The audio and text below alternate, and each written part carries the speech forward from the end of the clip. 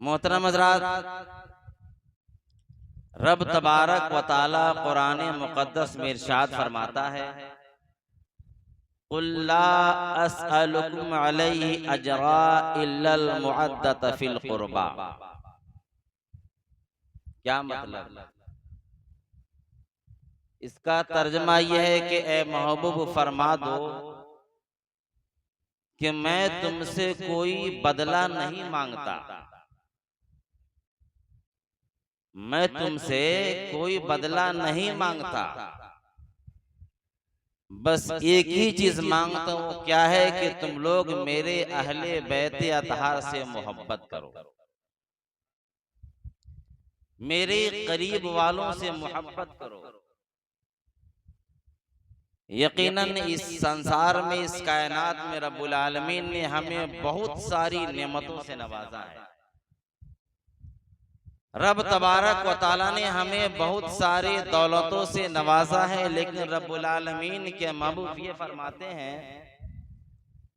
कि रब ने अगर तुझे ये जमीन का बिछौना दिया है तो नबी के वसीले से दिया।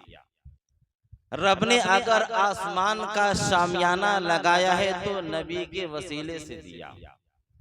रब ने अगर कायनात को, संसार को सजाया है तो नबी के वसीले से सजाया है। अगर आपके शरीर को दिया है तो रब के वसीले से दिया है। नबी क्या फरमाते हैं, दुनिया वालों, अगर रब ने जमीन का बिछौना, आसमान का शमियाना अगर तुझको भी पैदा किया है तो मेरे वसीले से पैदा किया है। मैं तुझसे कुछ और नहीं मांगता, बल्कि अपने घर वालों की मोहब्बत मांगता। तुम मेरे घर वालों से मोहब्बत करो, तुम मेरे घर वालों से प्यार करो, क्योंकि नबी के घर वालों से मोहब्बत करना ये असली ईमान, ये ईमान है। मैं बयान किया था कि कुरान और अहले बैत अतहार, इन दोनों को हमें पकड़ना होगा। हमें कुरान पर भी अमल करना होगा और अहले बैत अतहार को भी मानना होगा। जब ये हम दोनों को पकड़ेंगे तब जाकर के हमारा ईमान मुकम्मल और अकमल होगा। और अगर हम एक को पकड़े और एक को छोड़ें तो हमारा ईमान मुकम्मल ना होगा। और जानते हैं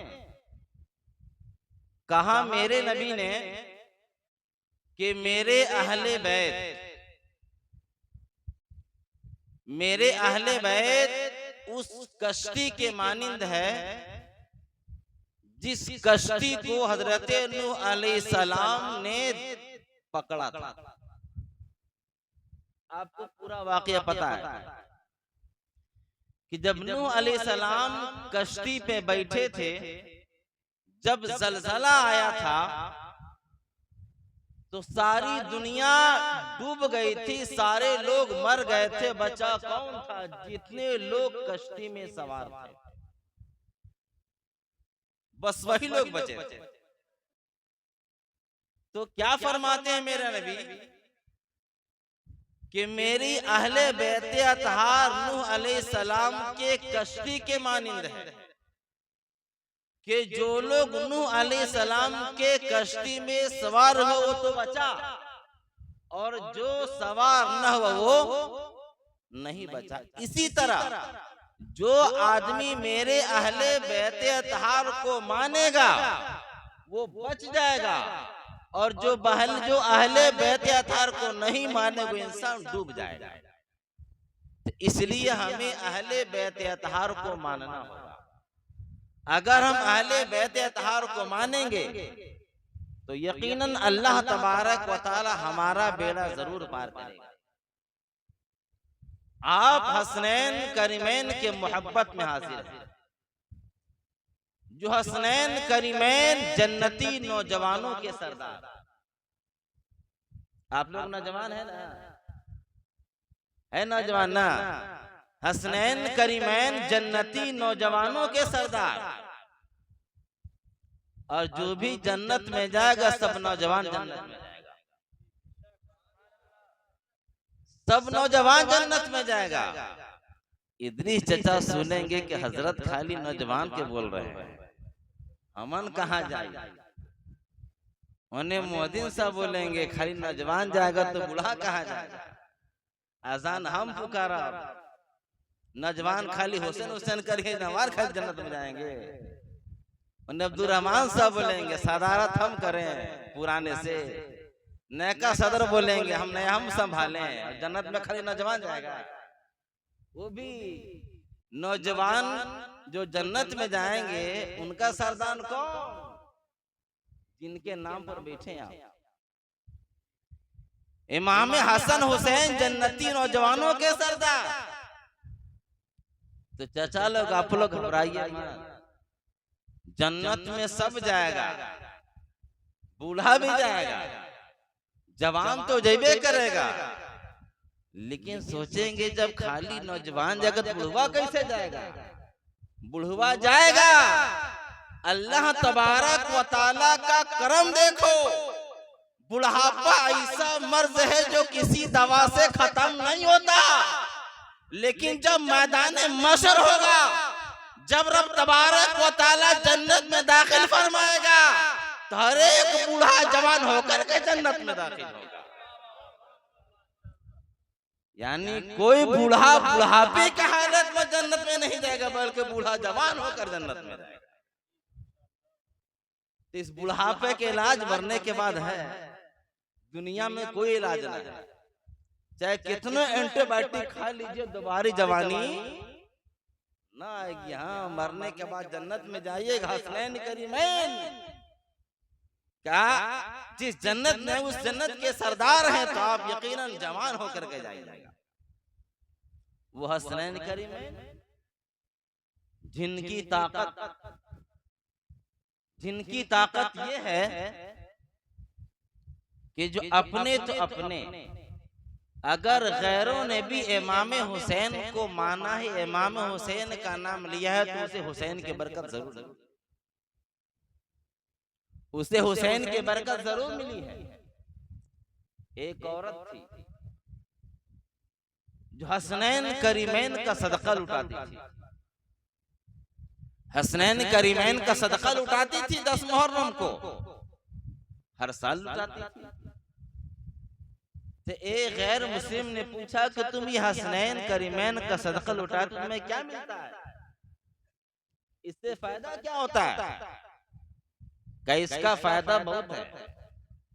हमारी गोद औलाद से खाली थी, हम बहुत जगह गए, हमने बहुत जगह का सफर किया, लेकिन हमारी गोद हरी भरी न हुई। हमने इमाम हुसैन के नाम का सदका लुटाना शुरू किया। हसनैन करीमैन के वसीले से रब्बुल आलमीन ने हमें औलाद दे दी। रब्बुल आलमीन ने हमें औलाद से नवाज दिया।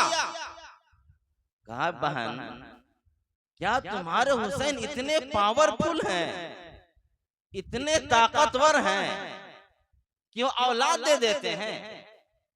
यकीनन हमारा घर बहुत बड़ा खूबसूरत, बहुत बड़ा घर है, दौलत की कमी नहीं है, हीरे जवाहरात की कमी नहीं है, सोने चांदी कमी नहीं है। क्या हुसैन सिर्फ तुम्हारे हुसैन हैं? क्या हमारी बात सुनेंगे? क्या हमें भी देंगे? का सुनो खातून, हुसैन वो हुसैन है जिस हुसैन के घर पर इमाम हुसैन के अम्मा अब्बा ने रोजा रखा था। अफ्तारी करने बैठे थे, 3 रोटी थी, मुअज्जिन ने अज़ान पुकारा, अफ्तारी करने बैठे थे, अफ्तारी करना चाह रहे थे, दरवाजे से आवाज आई, गरीब की मदद करो, भूखा है खाना खिला दो, प्यासा है पानी पिला दो। हुसैन वो घर वाले हुसैन है, भूख है, प्यास है, रोजा खोलने वाले हैं, रोटी की तादाद कम है, रोटी उठाया गरीब को दे दिया, रोटी उठाया मिस्किन को दे दिया। रोजा कैसे खोला? पानी से रोजा खोला। बहन, अगर तुम भी दिल की सच्चाई के साथ हसनैन करीमैन को याद करोगी यकीनन हसनैन करीमैन तुम्हारे दामन को भरते नजर आएंगे। इतना सुनना था। अब वो गैर मुस्लिम औरत ने मन्नत मानी कि हम भी हसनैन करीमैन का सदका लौटाएंगे। इस साल तो बीत गया, अगले साल हसनैन करीमैन के नाम पर हम खर्चा करेंगे। अगले साल जैसे आया, हसनैन करीमैन के नाम से सदका लुटाना शुरू की। खूब सदका लुटाई। जैसे मुहर्रम गुजरा, कुछ हालात गुजरे, कुछ जमाने गुजरे, कुछ टाइम बीता। जिस औरत ने हर एक चौखट का दरवाजा फांग चुकी थी, लेकिन गोद हरा भरा नहीं हो रहा था। हर एक के पास दुहाई लगा चुकी थी, लेकिन माँ की ममता किसको दे, कोई देने वाला नहीं था। मोहब्बत किसको बांटे, कोई बांटने कोई लेने वाला नहीं था। हसनैन करीमैन का सदका बांटना था, हसनैन करीमैन का सदका लुटाना था। उसके शिकम में बच्चे की बुनियाद पड़ जाती है, बच्चे की बुनियाद पड़ जाती है। जैसी बुनियाद पड़ती है, कुछ जमाना गुजरता है, कुछ टाइम गुजरता है। एक दिन ऐसा आता है कि उसका दामन हसनैन करीमैन का सदका हुआ मिलता है। उसका दामन हसनैन करीमैन के सदका से फूलता फलता नजर आता है। तो कहने का मतलब ये है, अगर दिल की सच्चाई हो, अगर दिल पाक दामन हो, अगर दिल साफ सुथरा हो, अगर सच्चाई के साथ हसनैन करीमैन से कोई मांग लेता है, तो हसनैन करीमैन उसे नवाजते नजर आते हैं, उसे देते नजर आते हैं। मेरे प्यारे, जब हुसैन पैदा हुए थे, जब इमाम हुसैन पैदा हुए थे, जब इमाम हुसैन का बचपना था, जैसे हुसैन पैदा हुए, मेरे नबी ने गोद में लिया, हुसैन को गोद में लिया। और जैसे गोद में लेना था, आंख से आंसू टपकने लगे। मेरे सरकार के आंख से आंसू गिरने लगे। सहाबा ने पूछा, या रसूल अल्लाह, जब बच्चा पैदा होता है तो चेहरे पर खुशी होती है, चेहरे पर खुशी होती है। आपके गोद में आपका नवासा है, हुसैन है, ये आंखों में आंसू कैसे? मेरे नबी ने फरमाया, सुनो, जब मैंने इस हुसैन को गोद में लिया, अभी जिब्राइल आए और कहने लगे, ये वो बच्चा है जिस बच्चे को 55 साल की उम्र में करबला के मैदान में शहादत झेलनी पड़ेगी। इसे शहादत, जामे शहादत नोश पर करना पड़ेगा, जामे शहादत पीना पड़ेगा। यकीनन प्यारे, जब बच्चा पैदा हो और पैदा होने के बाद ये कह दिया जाए कि इतने दिन के बाद आपका बच्चा इंतकाल कर जाएगा, तो यकीनन आपको भी दिल में जरूर गम होगा। हुसैन तो पैदा हुए, लेकिन बचपने में बता दिया गया था कि जब हुसैन की उम्र 55 साल होगी, तब इमाम हुसैन जामे शहादत नोश करेंगे, जामे शहादत पी लेंगे। और जानते इतना ही नहीं, जिब्रील अमीन ने करबला की मिट्टी ला कर दिया था कि या नबी अल्लाह, ये करबला की मिट्टी है जिस मिट्टी पर हुसैन को शहीद होना है, जिस मिट्टी पर हुसैन को शहीद होना है। प्यारे, मैं आपसे पूछना चाहता हूं, दिमाग लगाइएगा, गौर से सुनिएगा।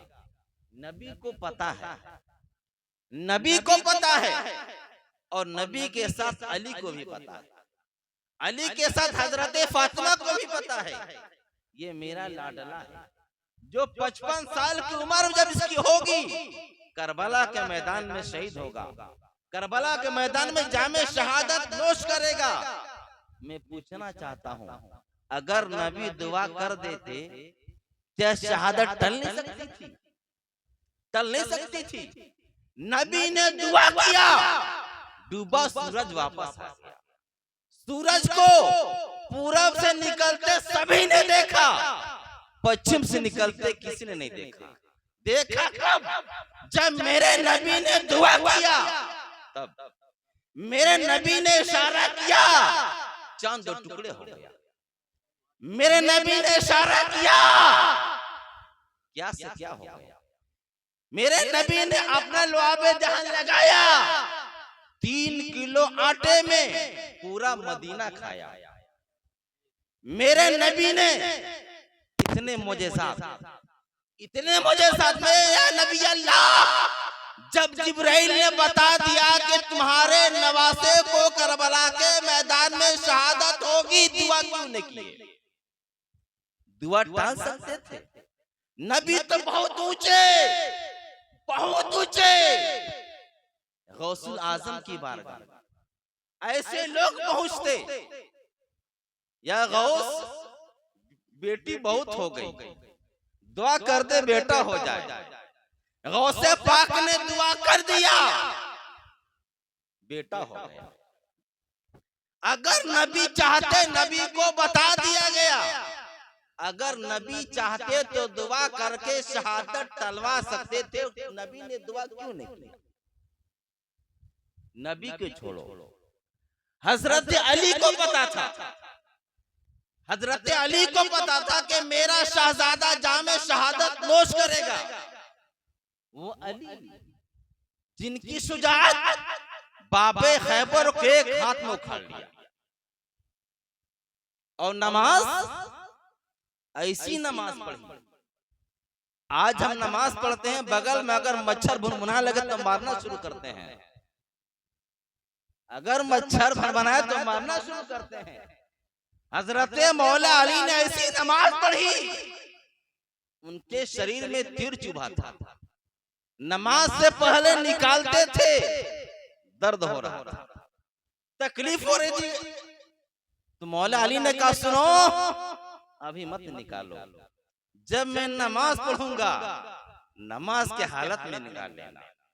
और जब नमाज पढ़ने लगे, नमाज की हालत में तीर निकाला गया, मुसल्ला लहू लहान हो गए, लेकिन उनको पता तक नहीं चला। वैसी नमाज पढ़े, उनको पता था कि मेरा शहजादा करबला के मैदान में जामे शहादत नोश करेगा। दुआ क्यों नहीं किया? क्यों दुआ नहीं किया? हजरत फातिमा, ईद का दिन था, सभी लोग नए कपड़े पहन रहे थे। हसनैन करीमैन के पास ईद का जोड़ा नहीं था।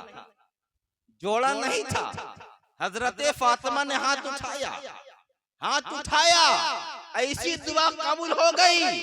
दुनिया तो दुनिया क्या, अल्लाह तबारक व तआला जन्नत से जोड़ा भेज दिया।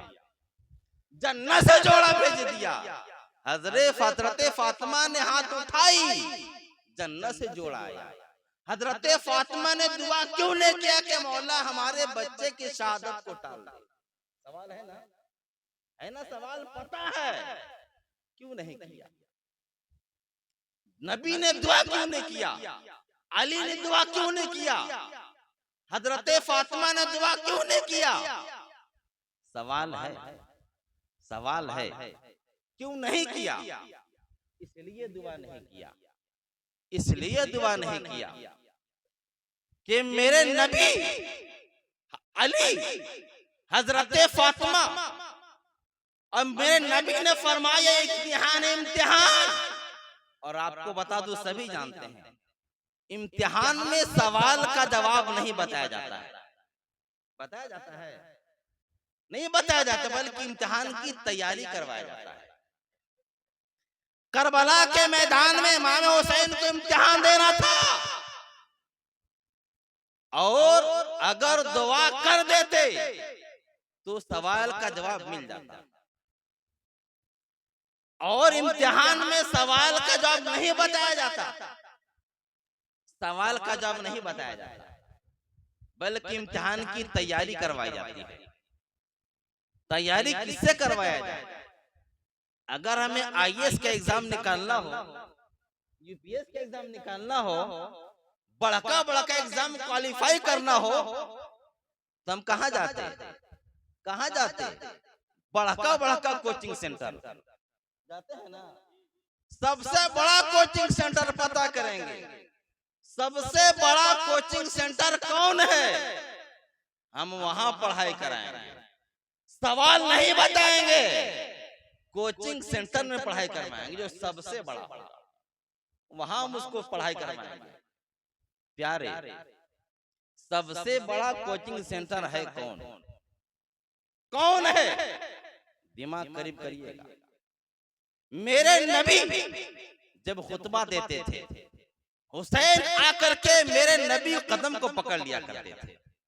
मेरे नबी एग्जाम की तैयारी करवा रहे हैं, हुसैन मेरे नबी खुतबा दे रहे थे, तो मेरे नबी ने क्या देखा कि हुसैन आ रहे हैं, हुसैन आ रहे हैं, आते आते गिर पड़े। मेरे नबी ने क्या किया, खुतबा बंद किया, गए इमाम हुसैन को उठाया, सीने से लगा लिया। हुसैन की एग्जाम की तैयारी करवा रहे हैं और मेरे नबी नमाज पढ़ रहे हैं, हुसैन पुष्ट पर सवार हो जाते हैं। मेरे नबी ने सजदे को लंबा किया, एग्जाम की तैयारी करवा रहे हैं।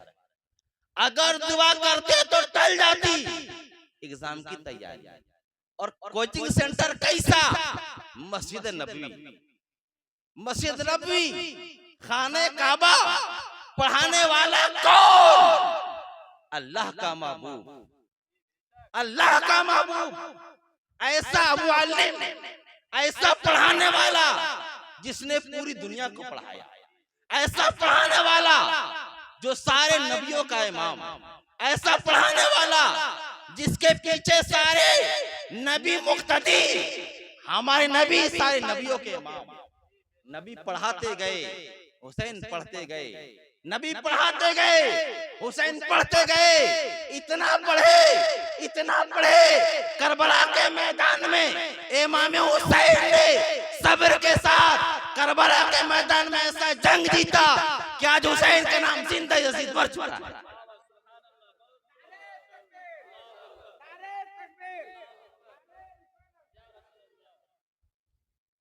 हुसैन।